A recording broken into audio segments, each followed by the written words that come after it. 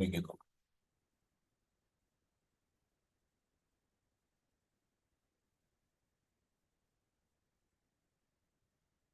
ഒന്ന് ശമൂവേലിന്റെ പുസ്തകം 30-ാം അധ്യായം അതിന്റെ 6-ാമത്തെ വാക്യത്തിൽ നിന്നാണ് നമ്മൾ ഇന്ന് അല്പം ദൈവവചനം ധ്യാനിക്കുന്നത്.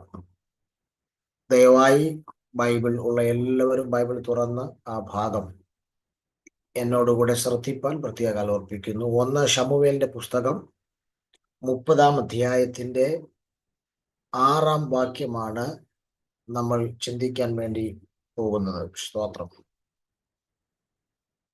ദാവീദ് വളരെ കഷ്ടത്തിലായി, അല്ലെങ്കിൽ ദാവീദ് വലിയ കഷ്ടത്തിലായി.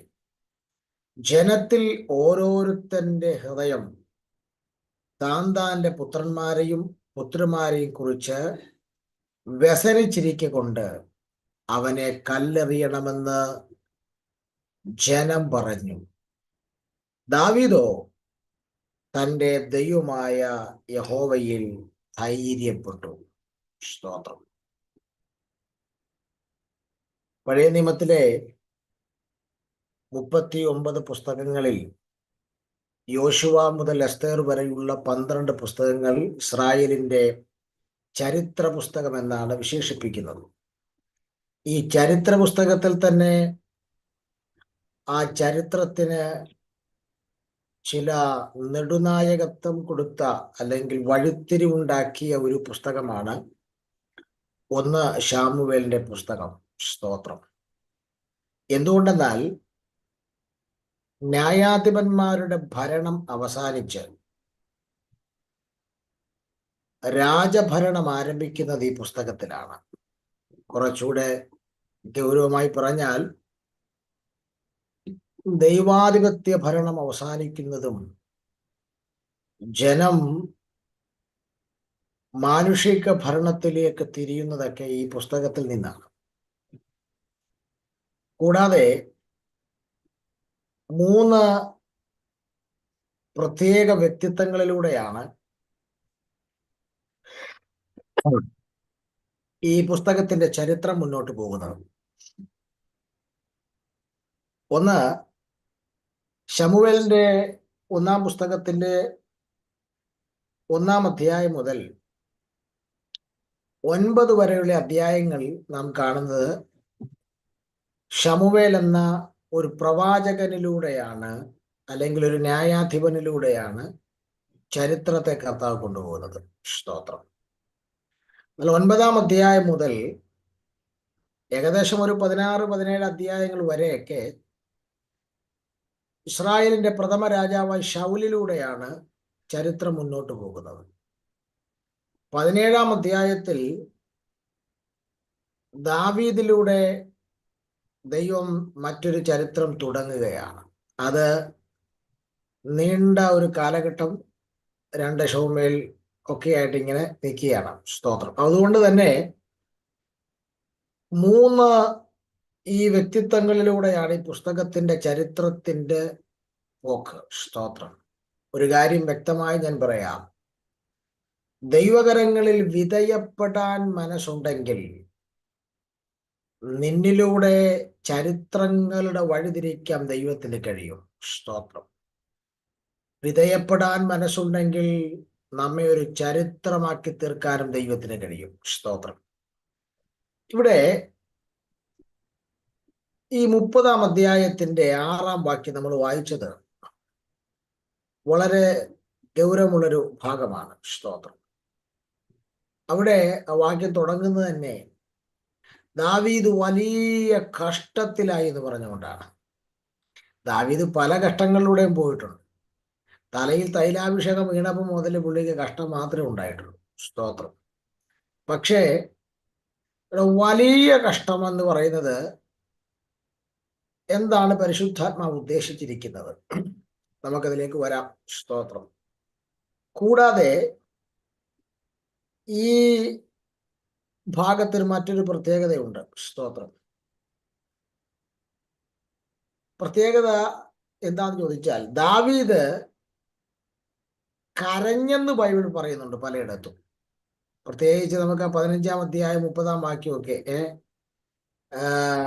ഒലൂമലയുടെ കയറ്റം ദാവീദ് കയറിക്കൊണ്ട് തല മൂടിയും കാലിൽ ചെരുപ്പിടാതെയും ഒലൂമലയുടെ കയറ്റം കരഞ്ഞുകൊണ്ട് കയറിയെന്ന് എഴുതിയിരിക്കുന്നത്. അപ്പൊ ദാവീദ് വിവിധ സന്ദർഭങ്ങളിൽ കരഞ്ഞിട്ടുണ്ട്. പക്ഷെ ഈ നമ്മുടെ വാക്യത്തിന് ആധാരമായിരിക്കുന്ന ഈ സംഭവം ദാവീദിനെ കുറിച്ച് പറയുന്നത് അവൻ ബലമില്ലാതാകുവോളം കരഞ്ഞെന്ന. അപ്പോൾ രണ്ട് പ്രത്യേക പരാമർശങ്ങളാൽ ഈ പാസേജിന് അല്പം പ്രാധാന്യം കൂടുതലാണ്. ഒന്ന്, ദാവീദിന് വന്ന വലിയ കഷ്ടം. രണ്ട്, ബലമില്ലാതാകുവോളമുള്ള കരച്ചിൽ. സ്തോത്രം. ഇന്ന് ഈ കാര്യം പറയുമ്പോൾ സ്തോത്രം, ആ വാക്യം എന്നെ വളരെ ചിന്തിപ്പിച്ചത് സ്തോത്രം,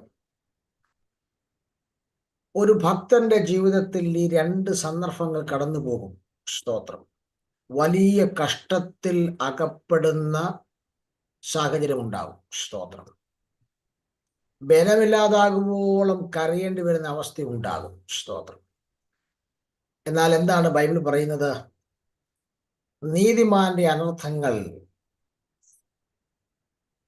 അസംഖ്യമാകുന്നു, അവയെല്ലാറ്റിൽ നിന്നും യഹോവ അവനെ വിടുവിക്കുന്നു. കർത്താവ് എന്നോട് പറഞ്ഞു, എങ്ങനെയാ ദൈവം വിടുവിക്കുന്നത്? കഷ്ടത്തിൽ കയറാതെ ദൈവം വിടുവിക്കുമോ, അതോ കഷ്ടത്തിലൂടെ കടത്തി വിട്ടുകൊണ്ട് ദൈവം വിടുവിക്കുമോ? സ്തോത്രം. നമ്മളെല്ലാവരും പ്രാർത്ഥിക്കുന്നത് എന്തുവാ? ദൈവമേ, ആ അവസ്ഥയൊന്നും എനിക്ക് വരുത്തരുതേ എന്നാണ്. പക്ഷേ പിതാവായ ദൈവം തൻ്റെ പുത്രനെ ഒരു വലിയ കഷ്ടത്തിലൂടെ കടത്തി വിട്ടുകൊണ്ടാണ് വിടുവിച്ചത്. അങ്ങനെ പുത്രനോട് പിതാവ് ചെയ്തെങ്കിൽ സ്തോത്രം, പ്രിയരെ, നമ്മയും കഷ്ടത്തിലൂടെ അവൻ കടത്തി വിട്ടുകൊണ്ടാണ് വിടുവിക്കുന്നത്. സ്തോത്രം. എങ്ങനെയാ കഷ്ടത്തിലൂടെ കടത്തി വിടുമ്പോൾ നമുക്ക് വിടുതൽ ഉണ്ടാകുന്നത്? 46-ാം സങ്കീർത്തനം 1-ാം വാക്യം പറയുന്നു, ദൈവം നമ്മുടെ സങ്കേതവും ബലവുമാകുന്നു, അവൻ കഷ്ടങ്ങളിൽ ഏറ്റവും അടുത്ത തുണയാണ്. സ്തോത്രം.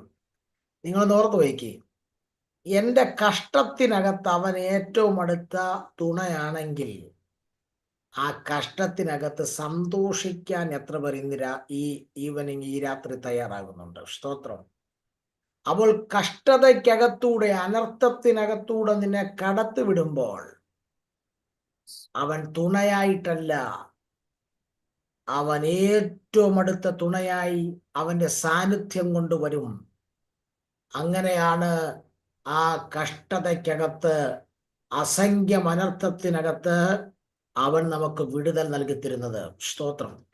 ഇവിടെ ദാവീദിന് ബലമില്ലാതാകുവോളം കരയുവാൻ, വലിയ കഷ്ടത്തിലാകുവാൻ ഇടയായൊരു പശ്ചാത്തലമുണ്ട്. നമുക്ക് ആ പശ്ചാത്തലം ഒന്ന് നോക്കാം. സ്തോത്രം. ദാവീദും തന്നോട് കൂടെയുള്ള ഒരു 600 പേര്, സ്തോത്രം, ക്ലേത്യരും പ്ലേത്യരുമൊക്കെ ആയിട്ടുള്ള ഒരു 600 പേരും ദാവീദിന്റെ കൂടെ ഉണ്ട്. ഇവര് ശൗലിനെ ഭയന്ന് ശൗലിന്റെ മുമ്പിൽ നിന്ന് ഓടി ഫെലിസ്ത്യ ദേശമായ ഗത്തിലെ സിക്ലാഹിൽ വന്ന് താമസിക്കുകയാണ്. ഈ സ്ഥലം എല്ലാവർക്കും പരിചിതമായിരിക്കും. ഫെലിസ്ത്യ ദേശമായ ഗത്ത്. ഫെലിസ്ത്യർക്ക് 5 ദേശമാണുള്ളത്. സ്തോത്രം.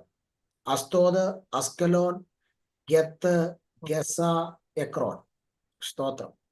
അതിൽ ഫിലിസ്ത്യരുടെ ദേശമായ ഗത്തിൽ വന്ന് പാർക്കുക. ഗത്തിന് മറ്റൊരു പ്രത്യേകത കൂടെ ഉണ്ട്.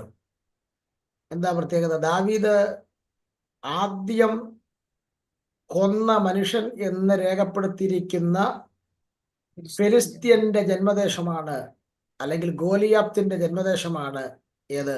ഗത്ത്. ആ നിലയിലും ഗത്ത് പ്രസിദ്ധമാണ്. സ്തോത്രം. ഇപ്പോൾ ദാവീദ് അതേ സ്ഥലത്ത് ശൗലിനെ ഭയന്ന് ഓടി വന്ന് അഭയം പ്രാപിച്ചിരിക്കുകയാണ്. സ്തോത്രം. ഒരു കാര്യം വളരെ വ്യക്തമായി ഈ ഭാഗത്തുനിന്ന് ചിന്തിക്കാനുണ്ട്. സ്തോത്രം. ദാവീദ് ഇപ്പൊ ഫെലിസ്ത്യരുടെ കൂടെ ചേർന്ന് നിന്ന് ദാവീദ് ഇസ്രായേലിനെതിരെ പ്രവർത്തിക്കുകയാണ്. നിങ്ങൾക്ക് സംശയം ഉണ്ടാകാൻ ഇടയുണ്ട്, ദാവീദ് ഇസ്രായേലിനെതിരെ പ്രവർത്തിച്ചോ എന്ന്. പ്രവർത്തിച്ചു. ഫെലിസ്തീനയുടെ കൂടെ ദാവീദ് ചേർന്ന്, അവരുടെ നാട്ടിലെ അവരുടെ കൂടെ പാർക്കുന്നത്, ചേർന്നിരുന്ന് ഇസ്രായേലിനെതിരെ പ്രവർത്തിച്ചു. നിങ്ങൾക്ക് 1 ശമൂവേലിന്റെ പുസ്തകം 27-ാം അധ്യായത്തിൽ ഈ ഭാഗം രേഖപ്പെടുത്തിയിട്ടുണ്ട്. സ്തോത്രം. ഈ 27-ാം അധ്യായം മുതൽ ദാവീദ് ഫെലിസ്തീനയുടെ കൂടെ ചേർന്ന് നിന്ന് ഇസ്രായേലിനെതിരെ പ്രവർത്തിക്കുന്നതായി കാണാൻ കഴിയുന്നുണ്ട്. സ്തോത്രം. 1 വർഷവും 4 മാസവുമാണ് ദാവീദ് ഈ ഫെലിസ്ത്യ ദേശമായ ഗത്തിലെ സിക്ലാഗിൽ പാർത്തത്. 1.5 വർഷം തികച്ചു പാർത്തില്ല, 1 വർഷവും 4 മാസവുമാണ് പാർത്തത്. സ്തോത്രം. ഇങ്ങനെ ദാവീദും കൂടെ ഉണ്ടായിരുന്ന 600ഓളം തൻ്റെ സൈന്യവും തൻ്റെ കൂടെയുള്ള ആളുകളും ഫെലിസ്ത്യരെ സഹായിച്ചു കൊണ്ടിരിക്കുകയാണ്. സഹായിക്കുക എന്ന് പറഞ്ഞാൽ, ഇപ്പോൾ ഫെലിസ്ത്യരും ഇസ്രായേലരും തമ്മിലൊരു യുദ്ധമുണ്ടായപ്പോൾ ദാവീദ് ഫെലിസ്ത്യരുടെ ദേശത്ത് പാർക്കുന്നതുകൊണ്ട് അവരോടുള്ള കൂറുകൊണ്ട് അവരുടെ കൂടെ ചേർന്ന് ആ ഇസ്രായേലുമായുള്ള യുദ്ധത്തിൽ ഫെലിസ്ത്യരെ ദാവീദ് സഹായിക്കുകയാണ്. സ്തോത്രം.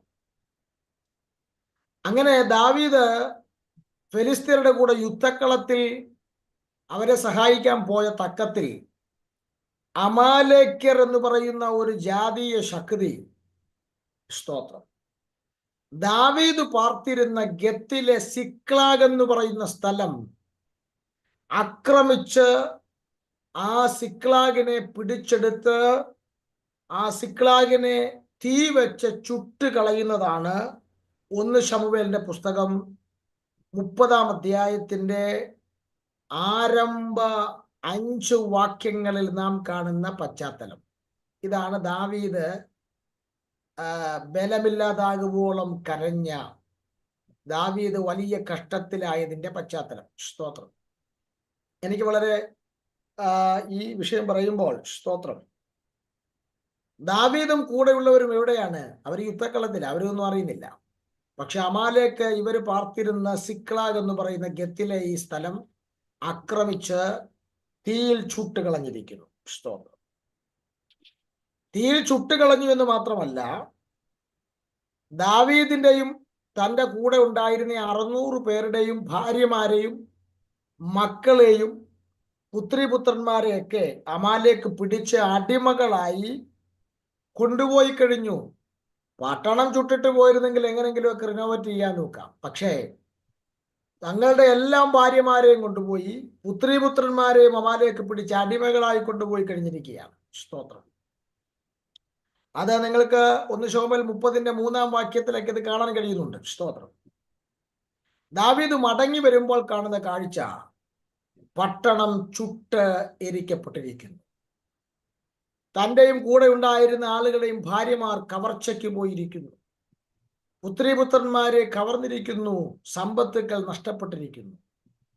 പ്രിയരെ, ഒരു കാര്യം മനസ്സിലാക്കാം, നഷ്ടം ഒരു പക്ഷേ സമ്പത്തിന് മാത്രമായിരുന്നെങ്കിൽ ദാവീദിന് ആ ദേശത്തില്ലായിരുന്നു. പിന്നെ നഷ്ടം ഇപ്പോൾ ഭാര്യമാരും പുത്രിപുത്രന്മാരുടെയും നഷ്ടം. സ്തോത്രം. അത് ഒരു സാധാരണ നഷ്ടമല്ല. ദാവീദിന്റെ ഹൃദയം തകർന്നു. സ്തോത്രം. ദാവീദിന്റെ മാത്രമല്ല, ദാവീദും കൂടെ ഉണ്ടായിരുന്ന 600 പേരും, ചെറിയ പാർട്ടികളല്ല, വീരന്മാരാണ് ഈ 600 പേർ. പക്ഷേ അവരുടെ ഹൃദയം സംഭവിച്ച ഈ തകർച്ചയിൽ തകർന്നുപോയി. അവർ വലിയ കഷ്ടത്തിലായി. അവർ ബലമില്ലാതാകുവോളം കരയുക. ഇന്ന് രാത്രി ദൈവാത്മാവിനോട് പറയുന്നു, ചില വീടുകൾക്കകത്ത് ദൈവം കൂട്ടായി തന്ന ചിലതിൻ്റെ നഷ്ടങ്ങൾ, ചില പുത്രിപുത്രന്മാരുടെ ആത്മിക ഭൗതിക മേഖലകളിൽ ഉണ്ടാകുന്ന ചില നഷ്ടങ്ങളിലൂടെ നിന്നെ വലിയ കഷ്ടത്തിലാക്കുവാനും നിന്നെ വലിയ കരച്ചിലിലേക്ക് കൊണ്ടുപോകാനുമൊക്കെ പിശാച് പദ്ധതി ഒരുക്കുമ്പോൾ, ഇന്ന് രാത്രി കൃപ പ്രാപിച്ചവൻ ആത്മമണ്ഡലത്തിൽ പോരാടി പ്രാർത്ഥിക്കുവാൻ പരിശുദ്ധാത്മാവ് ഓർപ്പിക്കുന്നു. നോക്കുക പ്രിയരെ, നമ്മുടെ ഇടയിൽ ഇപ്പോൾ ആളുകൾ, കഴിഞ്ഞ ദിവസമൊക്കെ ഞാൻ കേട്ടു, അടുത്ത തലമുറ നഷ്ടപ്പെടാതിരിക്കാൻ പ്രാർത്ഥിക്കുന്നുണ്ട്. ഓക്കെ, അത് അത്യാവശ്യമാണ്. പക്ഷേ ഒരു വാക്കൂടെ ചേർത്ത് പറയാ, നിങ്ങളുടെ ഭാര്യമാരും ഭർത്താക്കന്മാരും കൂടെ നഷ്ടപ്പെടാതിരിക്കാൻ പ്രാർത്ഥിക്കുന്ന നന്നായിരിക്കും. സ്തോത്രം. ഇപ്പോൾ അത് വ്യാപകമായി സംഭവിക്കുന്നുണ്ട്. ഒന്നുകൂടെ ഇറങ്ങി പറഞ്ഞാൽ, ഏതേൻ തോട്ടത്തിൽ പിശാച് ആദ്യത്തെ ഇൻസ്റ്റിറ്റ്യൂഷനായ ഫാമിലി തകർത്തുകൊണ്ട് തുടങ്ങി വെച്ചത് അവിടുന്നാണല്ലോ. സ്തോത്രം. നോക്കിക്കേ, ഇവിടെ ഭാര്യമാർ നഷ്ടപ്പെടുന്നു, പുത്രിപുത്രന്മാർ നഷ്ടപ്പെടുന്നു. ഇതിപ്പം ഭൗതികമല്ല, ആത്മീകമായി തന്നെ ചിന്തിച്ചാൽ. സ്തോത്രം. പിശാച് നിനക്ക് ശേഷം നിൽക്കേണ്ട ഒരു തലമുറയെ മുഴുവൻ അടിമത്തത്തിലേക്ക് കൊണ്ടുപോകുകയാ.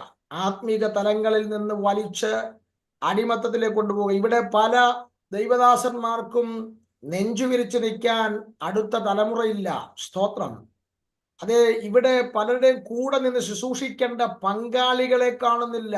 ഇന്ന് ദൈവാത്മാവ് വളരെ ഗൗരവമായി പറയുന്നു, നീ ആത്മീക യുദ്ധം ചെയ്യാൻ പോർക്കളത്തിൽ പോയി നിൽക്കുമ്പോൾ, നിന്റെ കൂടാരത്തെ ആക്രമിക്കാൻ, നിന്റെ വീടിനെ ലക്ഷ്യമിടാൻ ശ്രമിക്കുന്ന പൈശാചിക മണ്ഡലങ്ങൾക്കെതിരെ ഇന്ന് രാത്രിയിൽ ഒന്ന് സ്തോത്രം ചെയ്ത് പൊരുതാൻ കഴിയുന്നവർ പൊരുതുക. സ്തോത്രം. നോക്കിക്കേ, ആദമിനോട് ദൈവം പറഞ്ഞു, നിന്റെ തോട്ടം നീ കാക്കണമെന്നാണ് പറഞ്ഞത്.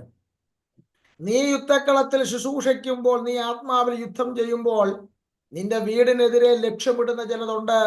ഇന്ന് രാത്രിയിൽ അതിന്റെ ലക്ഷ്യം നിന്നെ വലിയ കഷ്ടത്തിലാക്കാനും നിന്നെ ബലമില്ലാതാകുവോളം കരച്ചിലിന്റെ വക്കത്തെത്തിക്കാനുമുള്ള ചില തന്ത്രങ്ങൾ അതിന്റെ പുറകിലുണ്ട്. ഇന്ന് രാത്രിയിൽ പരിശുദ്ധാത്മാവിൽ ആ മേഖലകളെ ഒന്ന് ജയിക്കാൻ ഇന്ന് രാത്രി കഴിയുന്നവരെ ഓർത്ത് ഞാൻ കർത്താവിനെ സ്തോത്രം ചെയ്യുക. മടങ്ങി വരട്ടെ. അപ്പോൾ ഇവിടെ എന്നെ വല്ലാതെ ചിന്തിപ്പിച്ചൊരു വിഷയം, സ്തോത്രം, ദാവീദിനെ കരയിപ്പിച്ചതിൽ ഒരു ഘടകം ദാവീദിനെ ബലമില്ലാതെ ആകുവോളം കരയിപ്പിച്ചതിൽ ഒരു ഘടകം എന്താന്ന് ചോദിച്ചാൽ, തൻ്റെ കൂടെ നിന്നവർ പോലും ഇപ്പൊ തനിക്കെതിരായി. നമ്മൾ വായിച്ച വാക്യം 30:6 അത് പറയുന്നുണ്ട്. സ്തോത്രം. എന്താണ്? സ്തോത്രം. അവനെ കല്ലെറിയണമെന്ന് ജനം പറഞ്ഞു. ഈ ജനം ഏതാ? തൻ്റെ കൂടെ യുദ്ധത്തിന് വന്ന 600ഓളം പേർ. സ്തോത്രം. അവരെ ഇപ്പൊ അവിടെ ശേഷിച്ചിട്ടുണ്ട്. ദാവീദിന്റെ കൂടെ ദാവീദ് പറയുന്നത് മറുവാക്കില്ലാതെ അനുസരിച്ചുകൊണ്ടിരുന്നവർ, അവരുടെ ഭാര്യമാരും മക്കളും സമ്പത്തും നഷ്ടപ്പെട്ട് കഴിഞ്ഞപ്പോൾ അവരുടെ നിലവിട്ടു. അവർ ദാവീദിനെതിരെ തിരിഞ്ഞു. കൂടെ നിൽക്കുന്നവർ ദാവീദിനെ കല്ലെറിയുന്ന അന്തരീക്ഷത്തിലേക്ക് വന്നപ്പോൾ ബലമില്ലാതാകുവോളം കരയുക. നിങ്ങൾ ഇന്ന് രാത്രിയിൽ ഇതൊക്കെ ഞാൻ പ്രസംഗിക്കുമ്പോൾ ചിലർക്ക് ഇതൊക്കെ ഒരു രസം പോലെ, കഥ പോലൊക്കെ തോന്നും. നിന്റെ കൂടെ നിഴലായി നടന്നവർ, നിന്റെ ഫാമിലി ഫ്രണ്ടായും ഇന്റിമേറ്റ് ഫ്രണ്ടായി നടന്നവരൊക്കെ, കൂടെ നിൽക്കുന്നവർ പോലും ഫോൺ എടുക്കാത്ത അവസ്ഥ വരുമ്പോൾ അവർ കല്ലെറിയുമ്പോഴാണ് ആ വേദനയുടെ ആഴം എത്ര വലുതാണെന്ന് മനസ്സിലാക്കാൻ കഴിയൂ. നോക്ക്, ഒരേ യുദ്ധക്കളത്തിൽ ഇടവും വലവുമായി നിന്ന് തൻ്റെ കൂടെ യുദ്ധം ചെയ്തവർ, ഒരേ സമയത്ത് പ്രാർത്ഥനപ്പായലിരുന്നവർ, ഒരുമിച്ച് കത്രുമേശയെടുത്തവർ, ഒരുമിച്ച് അതേ ആത്മീക കൂട്ടായ്മകളിൽ പങ്കെടുത്തവർ, ദാവീദിനെ കല്ലെറിയുന്ന ഈ അന്തരീക്ഷത്തിലേക്ക് വരുമ്പോൾ ദാവീദിന് വേറെ ഒരു മാർഗവുമില്ല. ഒറ്റ മാർഗമേ ഉള്ളൂ, ദൈവസന്നിധിയിൽ ബലമില്ലാതാവോളം കരയുക. ഇന്ന് രാത്രിയിൽ കർത്താവിനോട് പറയുന്നു, നിനക്ക് പറയാൻ ഒരു പക്ഷെ വാക്ക് കാണത്തില്ല, പറയാൻ മറുപടി കാണത്തില്ല, ചില ചോദ്യചിഹ്നങ്ങളുടെ മുമ്പിലാകാം, നീ തെറ്റു ചെയ്തില്ലെന്ന് തെളിയിക്കാം, നിന്റെ തെളിവ് കാണത്തില്ല. പക്ഷെ ഇന്ന് രാത്രിയിൽ പായിട്ടിരുന്ന് ബലമില്ലാതാകുവോളം കരയാൻ കഴിയുന്നവരുണ്ടെങ്കിൽ ഇന്ന് രാത്രി കരയാൻ തയ്യാറായിക്കൊള്ളുക. ആ കരച്ചിലിന്റെ അവസാനം നീ ഒരു ദൈവപ്രവർത്തി കണ്ട് എഴുന്നേൽക്കത്തുള്ളൂന്ന് പരിശുദ്ധാത്മാവ് ഇന്ന് രാത്രിയിലും ആരോടൊക്കെ ഇടപെടുന്നു. ഈ ദൂത് ഇന്ന് രാത്രി നിങ്ങൾ കേൾക്കണമെങ്കിൽ ഇതിന്റെ ഉടമസ്ഥരാരോ ഈ രാത്രി എന്നെ കേൾക്കുന്നുണ്ട്. സ്തോത്രം. ഒരു കാര്യം വളരെ വ്യക്തമാണ്. സ്തോത്രം. ദാവീദ് വല്ലാത്ത കഷ്ടത്തിൽ, വലിയ കഷ്ടത്തിലായി. നിങ്ങൾ നോക്കിയാൽ ഈ സമ്പത്ത് പോയി, ഭാര്യയും മക്കളും ഒക്കെ പോയാലും കൂടെ നിന്ന് ഒരാൾ എൻകറേജ് ചെയ്യാൻ, സാരമില്ല, ഇന്നലെ നാളെ അത് തിരിച്ചു വരും, നമുക്ക് ഒരുമിച്ച് പ്രാർത്ഥിക്കാം എന്ന് പറയാൻ ഒരാൾ ഉണ്ടെങ്കിൽ ഒരല്പം ധൈര്യം ഉണ്ടാവും. പക്ഷെ ഇവിടെ ധൈര്യപ്പെടുത്തേണ്ടവർ മുഴുവൻ അവർക്കും അതേ അവസ്ഥയാ, ദാവീദിന് വന്ന അവസ്ഥയാ. ഭാര്യയും പോയി, മക്കളും പോയി. സ്തോത്രം. അപ്പോൾ ദാവീദിനോട് ഒരുമിച്ച് പ്രാർത്ഥിക്കാമെന്നല്ല അവർ പറഞ്ഞത്. പിന്നെന്താ പറഞ്ഞത്? നീ ഒരുത്തരാണ് ഇതിന് കാരണം. സ്തോത്രം. എന്ന് പറഞ്ഞ് കല്ലെറിയുകയാണ്. സ്തോത്രം. അതിനവർ ഒരുമിക്കുമ്പോൾ ദാവീദ് ഈ കാഴ്ച കണ്ടവൻ ബലമില്ലാതാകുവോളം കരയുകയാണ്. സ്തോത്രം. ഞാനിവിടെ ഈ സന്ദേശത്തിലേക്ക് കയറുമ്പോൾ സ്തോത്രം, വലിയ പരിതാപകരമായ അവസ്ഥയിലൂടെയാണ് ദാവീദ് പോകുന്നത്. സ്തോത്രം, സ്തോത്രം. ഞാൻ 4 കാര്യങ്ങൾ, സ്തോത്രം, 4 കാര്യങ്ങൾ പറയാൻ എനിക്ക് സമയമുള്ളൂ. ഈ ഭാഗത്തുനിന്ന് ദൈവാത്മാവിനെ ഓർമ്മപ്പെടുത്തിയ ഒരു 4 കാര്യങ്ങൾ പറയാം. സ്തോത്രം.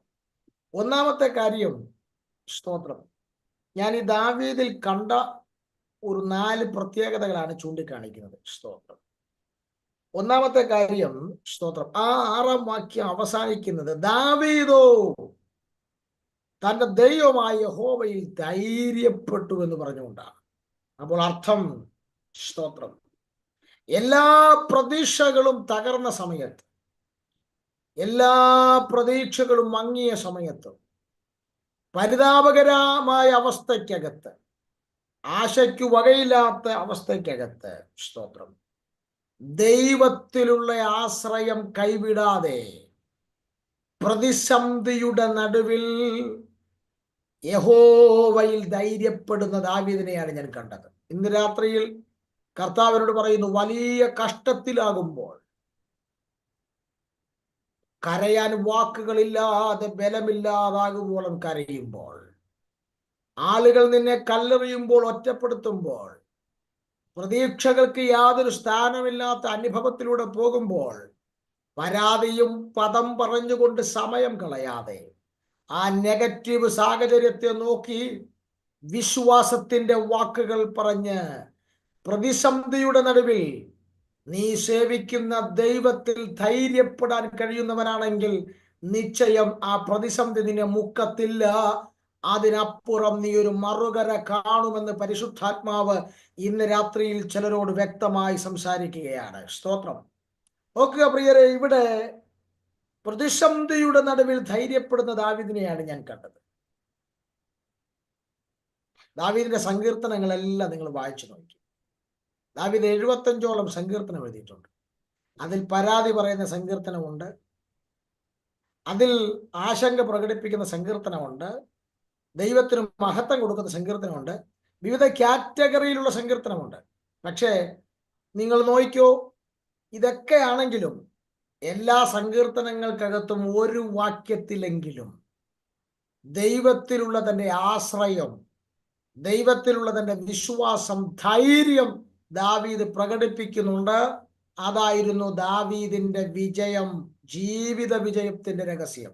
ഇന്ന് രാത്രി കർത്താവിനോട് പറയുന്നു, ലോകമനുഷ്യനെ പോലെ പ്രതീക്ഷ അസ്തമിക്കുമ്പം കയറെടുക്കുകയും വിഷക്കുപ്പി തേടുകയും ചെയ്യുന്നത് പോലെ നാം കയറെടുക്കുന്നില്ല, വിഷക്കുപ്പി തേടുന്നില്ലെങ്കിലും ഒരു ദിവസം 1000 നെഗറ്റീവ് പദങ്ങൾ പറഞ്ഞ്, സ്തോത്രം, സ്വയം നിരാശപ്പെടുമ്പോൾ, ഇതിൽ കൂടുതൽ എങ്ങനെ പ്രാർത്ഥിക്കാനാണ്, ഇതിൽ കൂടുതൽ എങ്ങനെ ഉപവസിക്കാനാണ് എന്നൊക്കെ പറഞ്ഞ് നിരാശപ്പെടുമ്പോൾ, ഇന്ന് രാത്രി കർത്താവ് പറയുന്നു, ഒരു ദിവസം അധികം ഒന്നും പറയുന്നില്ല, ഒറ്റ പ്രാവശ്യമെങ്കിലും, ഇല്ലെന്നേ ദൈവം എന്നെ സഹായിക്കും, ഇല്ലെന്നേ ഞാൻ പുറത്തു വരും, ഇല്ലെന്നേ ഞാൻ രക്ഷപ്പെടും, ഞാൻ ഈ വിഷയത്തിനകത്തുനിന്ന് നിശ്ചയമായും പുറത്തു വരുമെന്ന് ഒരു ഒറ്റ പ്രാവശ്യമെങ്കിലും പ്രതിസന്ധിയുടെ നടുവിൽ ധൈര്യപ്പെടാൻ നിനക്ക് കഴിയുന്നുണ്ടെങ്കിൽ 2024 തീരുന്നതിന് മുൻപ്, 25ലേക്ക് നീ ക്രോസ് ചെയ്ത് കയറുന്നതിന് മുൻപ്, ഈ പ്രതിസന്ധി നിന്റെ മുമ്പിൽ 2ആയി പിളർന്നു പോയിട്ട് നീ നഷ്ടപ്പെട്ടത് മുഴുവൻ മടക്കി പിടിക്കുന്ന, നഷ്ടപ്പെട്ടത് മുഴുവൻ നിന്റെ ഉള്ളങ്കരത്തിൽ തിരിച്ചു വരുന്ന സമയമെന്ന് പരിശുദ്ധാത്മാവ് അതിശക്തമായ ദൂത് ചിലരോട് കൈമാറുകയാണ്. സ്തോത്രം. നോക്കുക, ഒന്ന്, ദാവീദിന്റെ ഒന്നാമത്തെ ക്വാളിറ്റി, പ്രതിസന്ധിയുടെ നടുവിലും യഹോവയിൽ ധൈര്യപ്പെടുന്ന ദാവീദ്. സ്തോത്രം. എനിക്ക് ഈ വിഷയം മുഴുവൻ പറയാനുള്ള സമയം ഇല്ല. സ്തോത്രം. ഞാൻ രണ്ടാമത്തെ പോയിന്റിലേക്ക് ഒന്ന് കടക്കട്ടെ. രണ്ടാമത്തെ ദാവീദിൽ കണ്ട പ്രത്യേകത, പ്രതിസന്ധിയുടെ നടുവിൽ ദൈവത്തോട് ആലോചന ചോദിക്കുന്ന ദാവീദിനെയാണ് ഞാൻ കണ്ടത്. സ്തോത്രം. പ്രതിസന്ധിയുടെ നടുവിൽ ദൈവത്തോട് ആലോചന ചോദിക്കുന്ന ദാവീദ്. സ്തോത്രം. നോക്കിയാൽ നമുക്ക് 30-ാം അധ്യായത്തിന്റെ 7-8 വാക്യങ്ങളിലേക്ക് വരാം. അവിടെ എന്താണ് കാണുന്നത്? സ്തോത്രം. ദാവീദ് അഹീമേലെക്കിന്റെ മകനായ അബ്യാഥാർ പുരോഹിതനോട് ഏഫോദ് ഇവിടെ കൊണ്ടുവരിക എന്ന് പറഞ്ഞു. അബ്യാഥാർ ഏഫോദ് ദാവീദിന്റെ അടുക്കൽ കൊണ്ടുവന്നു. എന്നാൽ ദാവീദ് യഹോവയോട്, ഞാൻ ഈ പരീക്ഷയെ പിന്തുടരണമോ, അവരെ എത്തിപ്പിടിക്കുമോ എന്ന് ചോദിച്ചു. പിന്തുടരുക, നീ അവരെ നിശ്ചയമായും എത്തിപ്പിടിക്കും, സകലവും വീണ്ടുകൊള്ളുമെന്ന് അരുളപ്പാടുണ്ടായി. എനിക്ക് ദാവീദിനോടുള്ളൊരു വലിയ ബഹുമാനം. സ്തോത്രം. പ്രതിസന്ധിയുടെ നടുവിൽ എങ്ങനെ ഈ വിഷയം പരിഹരിക്കാമെന്ന് മാനുഷികമായി ആലോചിക്കുന്ന ദാവീദിനല്ല ഞാൻ കണ്ടത്. പിന്നെ ഈ പ്രതിസന്ധിയുടെ നടുവിൽ താൻ ചെയ്യേണ്ട അടുത്ത സ്റ്റെപ്പിനെ കുറിച്ച് യഹോവയോട് ആലോചന ചോദിക്കുന്ന ദാവീദിനെയാണ് ഞാൻ കണ്ടത്. സ്തോത്രം. എന്നാൽ നിങ്ങളൊരു കാര്യം നോക്കിയേ, 27-ാം അധ്യായം നോക്കിയേ. സ്തോത്രം. അതിന്റെ 1-ാം വാക്യത്തിൽ സ്തോത്രം എന്താ അവിടെ എഴുതിയിരിക്കുന്നത്? അനന്തരം ദാവീദ്, ഞാൻ ഒരു ദിവസം ശൗലിന്റെ കയ്യാൽ നശിക്കത്തേ ഉള്ളൂ, ഫെലിസ്ത്യരുടെ ദേശത്തേക്ക് ഓടിപ്പോകയല്ലാതെ എനിക്ക് വേറെ നിവർത്തിയില്ല. ശൗൽ അപ്പോൾ ഇസ്രായേൽ ദേശത്തൊക്കെയും എന്നെ അന്വേഷിക്കുന്നത് മതിയാക്കും. ഞാൻ അവന്റെ കയ്യിൽ നിന്നും ഒഴിഞ്ഞു പോകുമെന്ന് മനസ്സിൽ നിശ്ചയിച്ചു. ആ പദം അണ്ടർലൈൻ ചെയ്ത് എല്ലാവരും, മനസ്സിൽ നിശ്ചയിച്ചു. അപ്പം ഈ ഗത്തിലേക്കുള്ള വരവും സിക്ലാഗിലെ ഈ പാർപ്പും ഒന്നും ദൈവാലോചന പ്രകാരമല്ല, പിന്നെ മനസ്സിൽ നിശ്ചയിച്ചത് പ്രകാരം ഒന്ന് ചെയ്തു. നീ മനസ്സിൽ നിശ്ചയിച്ചതിൻ്റെ പരിണിത ഫലമാണ് ഇപ്പോൾ അനുഭവിക്കുന്ന വലിയ കഷ്ടങ്ങളും ബലമില്ലാതാകുമ്പോഴുമുള്ള കരച്ചിലിൻ്റെയൊക്കെ പ്രധാന കാരണം. ഇന്ന് രാത്രി അതൊന്ന് അംഗീകരിക്കാൻ ആദ്യം തയ്യാറാകും. സ്തോത്രം. മനസ്സിൽ നിശ്ചയിച്ചു. ആ പദം എന്നെ വല്ലാതെ ഉലച്ചു കളഞ്ഞു. സ്തോത്രം. എന്താ ദാവീദ് ഇവിടെ ഫുൾ നെഗറ്റീവാ ദാവീദിനെ കാണുന്നത്. ദാവീദ് പറയുക, ഞാൻ ഒരിക്കൽ ശൗലിന്റെ കയ്യാൽ നശിക്കത്തേ ഉള്ളൂ. കാര്യം ഈ പുള്ളി മരുഭൂമിയിലുള്ള ഈ അലച്ചിലങ്ങ് മടുത്തു. പുള്ളി 10 വർഷമായി ഈ മരുഭൂമി കൂടെയുള്ള അലച്ചില, തൈലാഭിഷേകം വീണിട്ട് 10 വർഷത്തോളമായി. മടുത്തു. ആ മടുപ്പിൽ നിന്ന് പറയുക, ഞാൻ ഒരിക്കൽ ശൗലിന്റെ കയ്യാൽ നശിക്കത്തേ ഉള്ളൂ. ഈ പുള്ളിയാണ് 75 സങ്കീർത്തനം എഴുതിയെന്നൊക്കെ വിശ്വസിക്കാൻ പാടുപെടും. സ്തോത്രം. എന്നിട്ട് പുള്ളി തന്നെ നിശ്ചയിക്കുക, ഇനി ഇതിനുള്ള പരിഹാരം, ഞാൻ രക്ഷപ്പെടണമെങ്കിൽ ആ ഫെലിസ്ത്യന്റെ അടുത്തെങ്ങാനും പോയി അവന്റെ അടുക്കൽ ഓടിപ്പോകുകയല്ലാതെ എനിക്ക് വേറെ നിവർത്തിയില്ലെന്ന്. ചിലർ പറയുന്ന പദമായത്, എൻ്റെ ഭാഷയെ വേറെ നിവർത്തിയില്ലായിരുന്നു, അതേ ഉള്ളായിരുന്നു മാർഗം. സ്തോത്രം. കണ്ടോ? എന്നിട്ട് ഉള്ളി തന്നെ മനസ്സിൽ പറയുക, ഞാൻ അങ്ങനെ ഫെലിസ്ത്യ ദേശത്ത് പോയി കഴിഞ്ഞാൽ ശൗൽ ഇസ്രായേലിലൊക്കെ എന്നെ അന്വേഷിക്കുന്നതെല്ലാം മതിയാകും.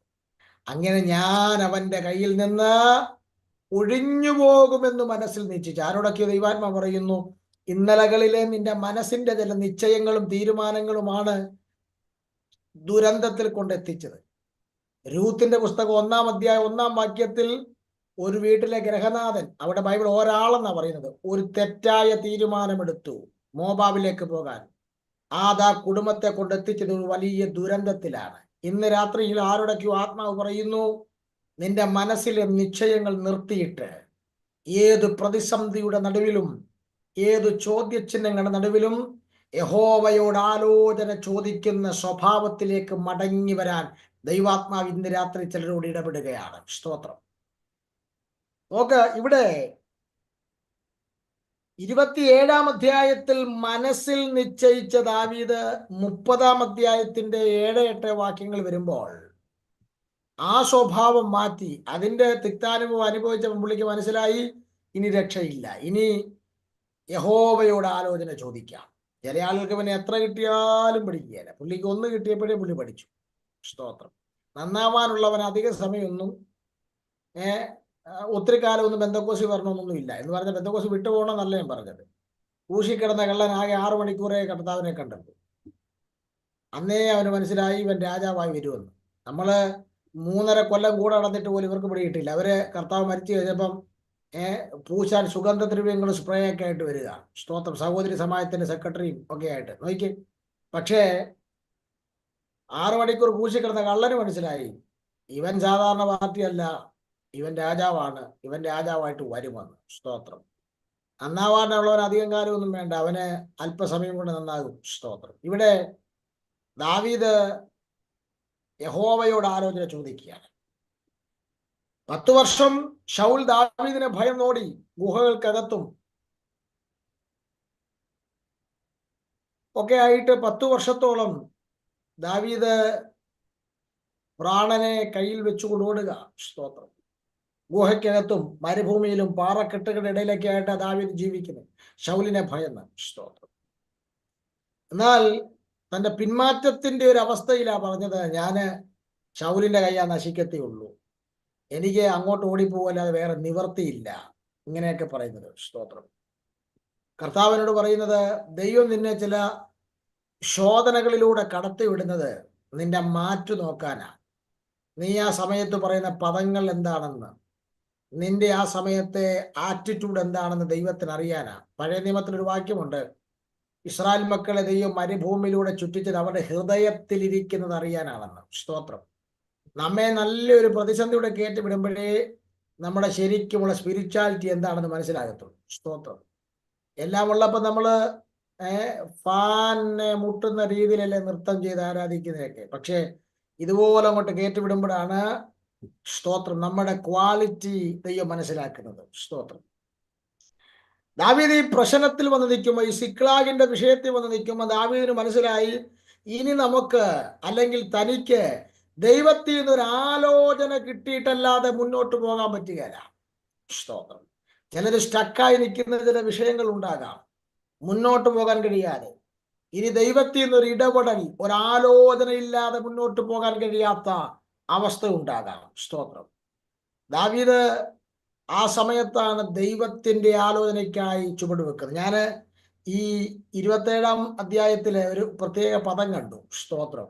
1 ശമൂവേൽ 27:12. സ്തോത്രം. ദാവീദ് അവിടെ പറയാണ്, ദാവീദ് സ്വജനമായി ഇസ്രായേലിന് തന്നെത്താൻ നാറ്റിച്ചതുകൊണ്ട്. ഇത് ഫെലിസ്ത്യ രാജാവാണ് ദാവീദിനെ കുറിച്ച് പറയുന്നതെങ്കിലും അതൊരു വലിയ പദവാ. എന്താ?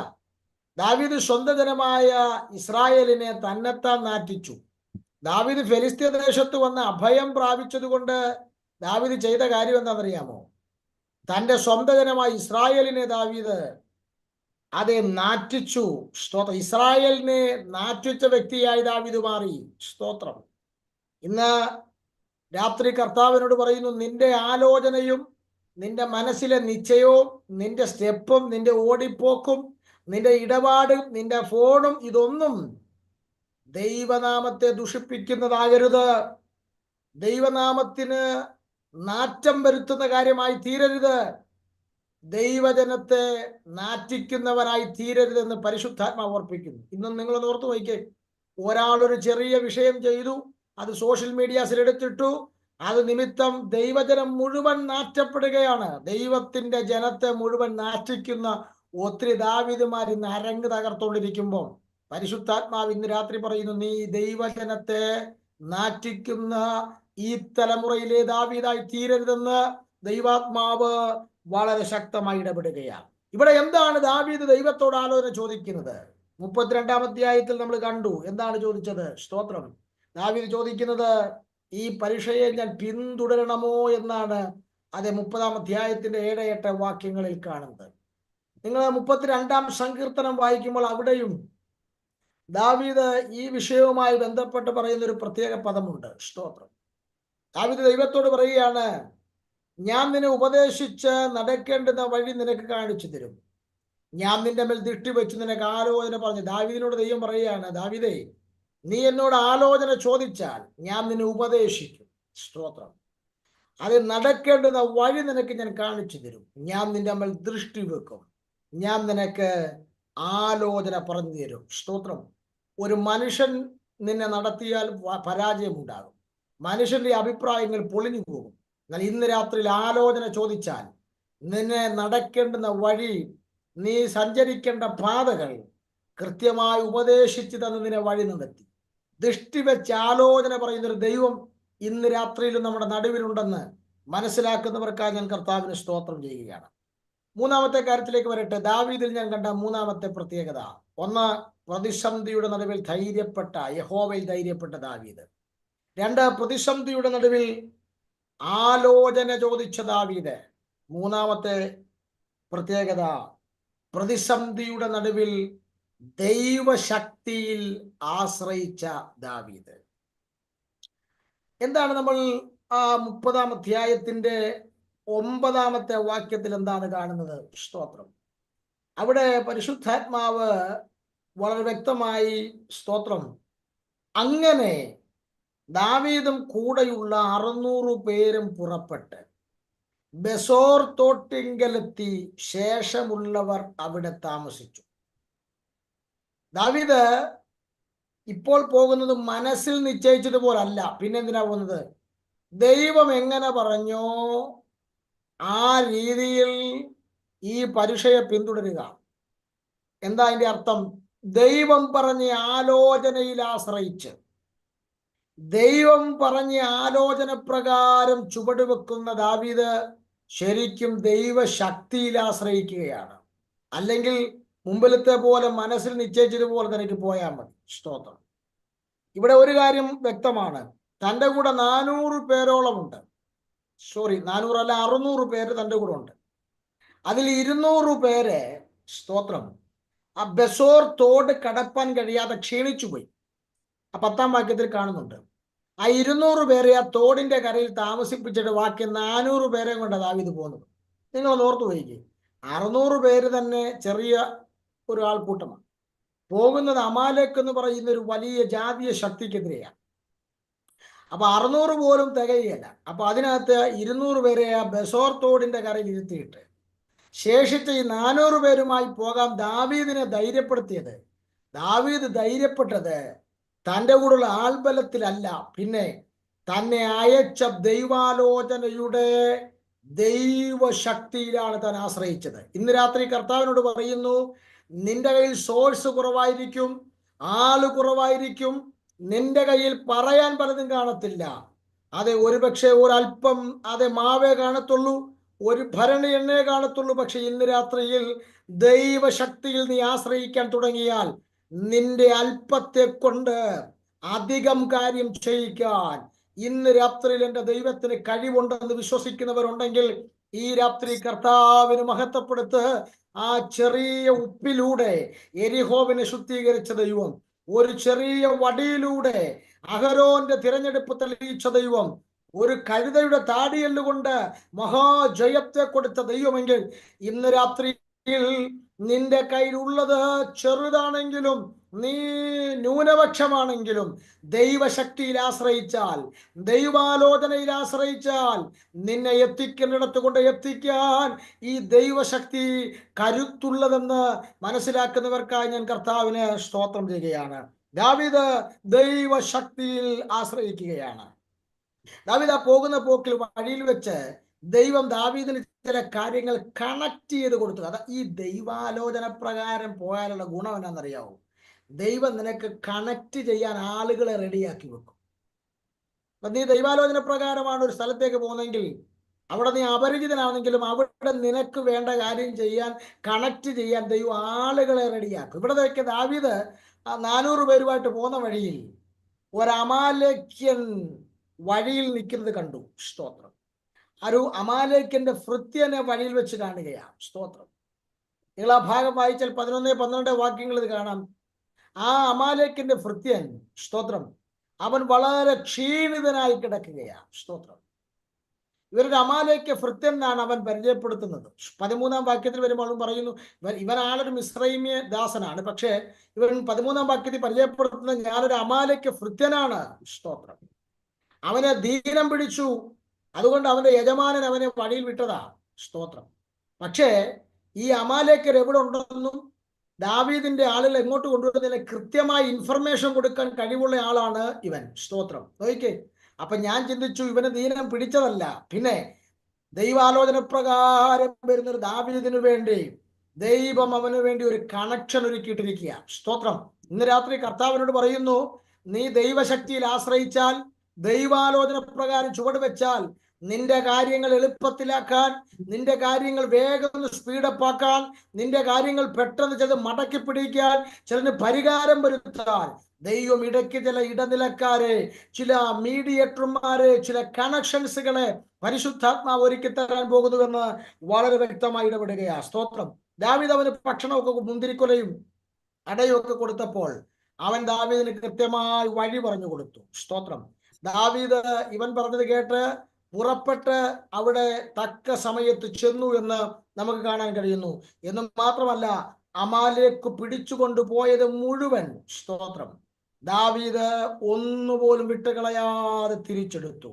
അപ്പോൾ ഒരു കാര്യം വളരെ വ്യക്തമാണ്, ദൈവാലോചന പ്രകാരം നീ ചുവട് വെച്ചാൽ, ദൈവശക്തിയിൽ നീ ആശ്രയിച്ചാൽ, നിനക്ക് ഇന്നലകളിൽ നഷ്ടപ്പെട്ടത് മുഴുവൻ ഒന്നുപോലും വിട്ടുകളയാതെ മടക്കി തരാൻ എൻ്റെ ദൈവം ശക്തനായ ദൈവമാണ്. എന്ന് മാത്രമല്ല, അത് കൊണ്ടുപോയത് മാത്രമല്ല, പിന്നെ ഒരു കൊള്ള കൂടെ ദാവീദിന് അവിടുന്ന് കിട്ടുകയാണ്. ഇന്ന് രാത്രിയിൽ ശത്രു അപകരിച്ചു കൊണ്ടുപോയത് മാത്രമല്ല, ശത്രു ഇന്നലകളിലെ നിന്റെ പ്രാർത്ഥനയെ അപകരിച്ചെങ്കിൽ, കൃപാവരങ്ങളെ അപകരിച്ചെങ്കിൽ, ദൈവം മടക്കി തരുന്നത് അത് മാത്രമല്ല, അതിൻ്റെ കൂടെ ഒരു വലിയ കൊള്ള കൂടെ, ഒരു എക്സ്ട്രാ ആയിട്ടുള്ള ചിലതും കൂടെ ദൈവം നിനക്ക് നൽകി തരുവാൻ ഇന്ന് രാത്രി ദൈവത്തിന്റെ പദ്ധതിയുണ്ട്. നാലാമത്തെ കാര്യം പറഞ്ഞ് അവസാനിപ്പിക്കട്ടെ. ഒന്ന്, പ്രതിസന്ധിയുടെ നടുവിൽ അതേ യഹോവയിൽ ധൈര്യപ്പെട്ട ദാവീദ്. രണ്ട്, പ്രതിസന്ധിയുടെ നടുവിൽ ദൈവത്തോട് ആലോചന ചോദിച്ച ദാവീദ്. മൂന്ന്, പ്രതിസന്ധിയുടെ നടുവിൽ ദൈവശക്തിയിൽ ആശ്രയിച്ച ദാവീദ്. നാലാമത്തെ കാര്യം പറഞ്ഞ് അവസാനിപ്പിക്കാം. അതേ, പ്രതിസന്ധിയിൽ നിന്ന് വിടുവിച്ച ദൈവത്തിന് മഹത്വം കൊടുക്കുന്ന ദാവീദ്. സ്തോത്രം. പ്രതിസന്ധിയുടെ നടുവിൽ നിന്ന് വിടുവിച്ച ദൈവത്തിന് മഹത്വം കൊടുക്കുന്ന ദാവീദ്. സ്തോത്രം. 30-ാം അധ്യായത്തിന്റെ 23-ാമത്തെ വാക്യത്തിലേക്ക് വരുമ്പോൾ, അപ്പോൾ ദാവീദ്, എൻ്റെ സഹോദരന്മാരെ, നമ്മെ രക്ഷിക്കുകയും നമ്മുടെ നേരെ വന്നിരുന്ന പരീക്ഷയെ നമ്മുടെ കയ്യിൽ ഏൽപ്പിക്കുകയും ചെയ്ത യഹോവ. സ്തോത്രം. എന്താ ആ പദം? ദാവീദ് പറയുന്നു, ഈ 400 പേരുടെ കരുത്തല്ല, നമ്മുടെ വാളിന്റെയും ആയുധങ്ങളുടെയും സാമർഥ്യമല്ല, നാം ജയം പ്രാപിച്ചതും മുഴുവൻ മടക്കി പിടിച്ചതും നാം മുഴുവൻ അതേ കൊള്ളയും കൊണ്ടുവന്നതിൻ്റെ എല്ലാം കാരണം മഹത്വം മുഴുവൻ ദൈവത്തിനാണ്. അവനാണ് നമ്മെ രക്ഷിച്ചത്. അവനാണ് നമുക്ക് നേരെ വന്ന ഈ പരീക്ഷയെ നമ്മുടെ കയ്യിൽ ഏൽപ്പിച്ചു തന്നത് അവനാണ്. അതുകൊണ്ട് ഇതിന്റെ മഹത്വം മുഴുവൻ ദൈവത്തിന്. സ്തോത്രം. എന്താ ദാവീദ് പറയാൻ കാരണമെന്ന് ചോദിച്ചാൽ, ദാവീദിന്റെ ഒരു പ്രത്യേകത, ദാവീദ് ചെന്നിടത്തൊക്കെ യഹോവ അവന് ജയം കൊടുത്തുന്ന ഒറ്റ യുദ്ധത്തിൽ ദാവീദ് തോറ്റില്ല. എന്താ കാര്യം? ദാവീദിന്റെ എല്ലാ യുദ്ധത്തിന്റെയും മഹത്വം ദാവീദ് ദൈവത്തിന് കൊടുത്തു. സ്തോത്രം. നിന്റെ ജീവിതത്തിൽ വരുന്ന എല്ലാ കാര്യങ്ങളുടെയും മഹത്വം ദൈവത്തിന് കൊടുക്കാമെങ്കിൽ ഈ മണ്ണിൽ നീ തോക്കാൻ ദൈവം സമ്മതിക്കുന്നില്ല. സ്തോത്രം. എന്താ വേദപുസ്തകം പറയുന്നത്? സ്തോത്രം. ദാവീദ് ആദ്യം കൊന്ന ഗോലിയാത്തിനെ കൊന്നപ്പോ ദാവീദ് എന്താ പറഞ്ഞത്? നീ നിന്ദിച്ച ഇസ്രായേലിന്റെ ദൈവമായ യഹോവയുടെ നാമത്തിൽ വരുന്നു. ഗോലിയാത്തിനെ കൊന്നപ്പോഴും മഹത്വം ദൈവത്തിന് കൊടുത്തു. അതേ, ശൗലിനോട് പറയുന്നൊരു ഭാഗമുണ്ട്, ഞാൻ പണ്ട് കാട്ടിൽ വെച്ച് സിംഹത്തെയും കരടിയും കൊന്ന്. ആ ഭാഗത്തും പറയുന്നുണ്ട്, ഞാൻ സേവിച്ചു ദൈവമാണ് തന്നെ കൊണ്ട് ചെയ്യിച്ചതെന്ന്. അവിടെയും മഹത്വം ദാവീദ് ദൈവത്തിന് കൈമാറുകയാണ്. സ്തോത്രം. ഒരു കാര്യം വളരെ വ്യക്തമാണ്, ഇവിടെ ഒരു ചെറിയ പ്രശ്നമുണ്ടായി. ഇവർ യുദ്ധത്തിൽ നിന്ന് ആളുകളെയൊക്കെ പിടിച്ചോണ്ട് വന്നപ്പം വലിയ കൊള്ളയും കൂടെ കിട്ടിയെന്ന് ഞാൻ പറഞ്ഞില്ലേ? കൊള്ള കൊണ്ടുവന്നപ്പം ഇതിൽ 400 പേർക്ക് കോംപ്ലക്സ് ഉണ്ടായി, ഈഗോ ഉണ്ടായി. അവർ പറഞ്ഞു, സ്തോത്രം, സ്തോത്രം, നമ്മൾ 400 പേരല്ല യുദ്ധം ചെയ്തുള്ളൂ, ബാക്കി 200 പേര് തോട്ടിന്റെ കയറി വിശ്രമിക്കില്ലായിരുന്നു. അതുകൊണ്ട് അവർക്ക് ഈ കൊള്ളയൊന്നും കൊടുക്കാൻ പാടില്ല, അവർക്ക് ഒന്നും കൊടുക്കരുത്, ഈ 400 പേരായ നമുക്ക് മാത്രം. ദാവീദ് സമ്മതിച്ചില്ല. ദാവീദ് പറഞ്ഞു, നമ്മളല്ല ഈ യുദ്ധം ചെയ്തത്, യഹോവ നമ്മുടെ കയ്യിൽ ഈ പരീക്ഷ ഏൽപ്പിച്ചു തന്നതാണ്. അതുകൊണ്ട് മുഖപക്ഷം കാണിക്കരുത്. സ്തോത്രം. ദാവീദ് അവിടെ പറയുന്നൊരു സ്റ്റേറ്റ്മെന്റ് ഉണ്ട്. സ്തോത്രം. എന്താ ദാവീദ് പറഞ്ഞതെന്നറിയാമോ? 24-ാം വാക്യത്തിൽ പറയുന്നു, യുദ്ധത്തിന് പോകുന്നവന്റെ ഓഹരിയും സാമാനങ്ങൾക്കരികെ താമസിക്കുന്നവന്റെ ഓഹരിയും ഒരുപോലെ ആയിരിക്കണം. അങ്ങനെ പറഞ്ഞ് 400 പേരെ കൺവിൻസ് ചെയ്ത് സമാസമമായി ഈ 600 പേർക്ക് കൊള്ള വിഭാഗിക്കുകയാണ്. ആ വിഷയത്തിന്റെ, ആ പ്രതിസന്ധിയുടെ, ഈ കൊള്ള പങ്കിടുന്ന വിഷയവുമായി ബന്ധപ്പെട്ട് 2 അഭിപ്രായം വന്നപ്പോൾ അതിന്റെ നടുവിലാണ് ദാവീദ് മഹത്വം മുഴുവൻ ദൈവത്തിന് കൊടുക്കുകയാണ്. ഇന്ന് രാത്രിയിൽ കർത്താവിനോട് പറയുന്നു, പൗലോസ് പറഞ്ഞതുപോലെ, തിന്നാലും കുടിച്ചാലും ഇരുന്നാലും എഴുന്നേറ്റാലും എല്ലാം ദൈവത്തിന് മഹത്വമായി തീരണം. സ്തോത്രം. എല്ലാം ദൈവത്തിന് മഹത്വമായി തീരണം. അങ്ങനെങ്കിൽ അത് 2 കൊരിന്ത്യർ ലേഖനം അത് 1-ാം അധ്യായത്തിന്റെ 4-ാം വാക്യത്തിൽ അവിടെ എഴുതിയിട്ടുണ്ട്, കഷ്ടതയിൽ ആശ്വാസം തരുന്ന ഒരു ദൈവത്തെക്കുറിച്ച് പൗലോസ് പറയുമ്പോൾ പൗലോസ് പറയുന്നുണ്ട്, കഷ്ടതയിൽ ആശ്വാസം ദൈവം നമുക്ക് തരുന്നത് ചിലരെ കഷ്ടതയിൽ ആശ്വസിപ്പിക്കാൻ വേണ്ടിയാണെന്ന്. അങ്ങനെയെങ്കിൽ ഇന്ന് രാത്രിയിൽ ദൈവാത്മാവനോട് പറയുന്നു, നിന്നെ വലിയ കഷ്ടത്തിലാക്കുന്ന, ബലമില്ലാതാകുമ്പോഴും കരയിപ്പിക്കുന്ന രീതിയിൽ, കൂടുള്ളവർ പോലും നിനക്കെതിരാകുന്ന പ്രതിസന്ധിയിൽ നീ അകപ്പെടുമ്പോൾ, ആ പ്രതിസന്ധിയുടെ നടുവിൽ യഹോവയിൽ ധൈര്യപ്പെടുവാൻ, പ്രതിസന്ധിയുടെ നടുവിൽ യഹോവയുടെ ആലോചന ചോദിക്കാൻ, പ്രതിസന്ധിയുടെ നടുവിൽ ദൈവശക്തിയിൽ ആശ്രയിക്കുവാൻ, പ്രതിസന്ധിയുടെ നടുവിൽ വിടുതൽ നൽകിയ ദൈവത്തിന് മഹത്വം കൊടുക്കാൻ നീ തയ്യാറായാൽ, നിന്റെ നഷ്ടങ്ങളെ മുഴുവൻ മടക്കി തന്ന്, നഷ്ടങ്ങൾക്കപ്പുറം ചോദിച്ചതിലും നനച്ചതിലും അത്യന്തപരമായി നടത്താൻ നമ്മുടെ ദൈവം 2024 ഡിസംബർ മാസത്തിലും കരുത്തുറ്റ ദൈവമാണെന്ന് വിശ്വസിക്കുന്നവരുണ്ടെങ്കിൽ ഒരുമിച്ച് പ്രാർത്ഥനയ്ക്കായി തലകൾ വണക്കാം, കണ്ണുകൾ മൂടാം. ഒരുമിച്ച് പ്രാർത്ഥിച്ച് നമുക്ക് ഇന്ന് രാത്രിയിലെ യോഗം അതേ ആശീർവാദം പറയാം. ഒരുമിച്ച് എല്ലാ കണ്ണുകളും അടയ്ക്കാം. ഇന്ന് രാത്രിയിൽ ദൈവാത്മാവ് ഹൃദ്യമായി നമ്മോട് സംസാരിച്ചു കൊണ്ടിരുന്നല്ലോ. സ്തോത്രം. അൻപുള്ള ദൈവമേ, സ്വർഗീയ പിതാവ്, ഞങ്ങൾക്ക് ഇന്ന് രാത്രി നൽകി തന്ന ആ വചനത്തെ ഞങ്ങൾ ഓർക്കുന്നു. ആ വചനത്തിന്റെ ശക്തി ഞങ്ങളുടെ ഉള്ളിൽ പകർന്നതിനായി സ്തോത്രം. ഈ ജനത്തെ ഞാൻ ബ്ലസ് ചെയ്യുന്നു. ഇവരുടെ മേൽ ഈ വചനം ഒരു അനുഗ്രഹമായി തീരേണ്ടതിനായി പ്രാർത്ഥിക്കുന്നു. കർത്താവ്, ഈ വചനത്തിന്റെ പകർച്ച ഇവരുടെ മേൽ പകരണമേ. ഈ വചനം ഇവരുടെ ഹൃദയത്തെ ധൈര്യപ്പെടുത്തണമേ. കർത്താവെ, അടുത്ത ദിവസങ്ങളിൽ ഈ വചനം ഇവിടെ ഉള്ളത്തിൽ കത്തണമേ. ഈ രാത്രി ഉറങ്ങുമ്പോൾ ഈ വചനം അവരെ ഭരിക്കുവാൻ ദൈവമിടയാക്കണമേ. ഒരുമിച്ച് ഞങ്ങൾ ഈ ജനത്തെ ബ്ലസ് ചെയ്യുന്നു. ചിറ്റീസുടെ പ്രവർത്തനങ്ങളെ ബ്ലസ് ചെയ്യുന്നു. കൃപയിൽ ഞങ്ങളെ പൊതിയും. പ്രാർത്ഥന കേട്ടതിന് സ്തോത്രം. അത്ഭുതം ചെയ്യും. യേശു ക്രിസ്തുവിൻ ധന്യമുള്ള നാമത്തിൽ തന്നെ. ആമേൻ. കർത്താവ് പ്രാർത്ഥനയും യാചനയും കേട്ടതിനായി സ്തോത്രം ചെയ്യാം. സ്തോത്രം, സ്തോത്രം, സ്തോത്രം, സ്തോത്രം. പിതൃപുത്ര പരിശുദ്ധാത്മാകാം ത്രിയേക ദൈവത്തിന്റെ കൃപയും സമാധാനങ്ങളും ആശീർവാദങ്ങളും നാം പ്രാർത്ഥിച്ച വിഷയങ്ങളോടും കേട്ട ദൈവവചനത്തോടും പിരിയുന്ന നാം ഓരോരുത്തരോടും ദൂരത്തും ചാരത്തുമുള്ള എല്ലാ വിശുദ്ധന്മാരോടും നാളെ നടക്കുന്ന എല്ലാ സഭായോഗങ്ങളോടും നമ്മുടെ കർത്താവായ യേശു ക്രിസ്തുവിന്റെ 2ാമത്തെ മേഘപ്രത്യക്ഷത വരെ ഇന്നും എന്നേക്കും ഉണ്ടായിരിക്കുമാറാകട്ടെ. ആമേൻ.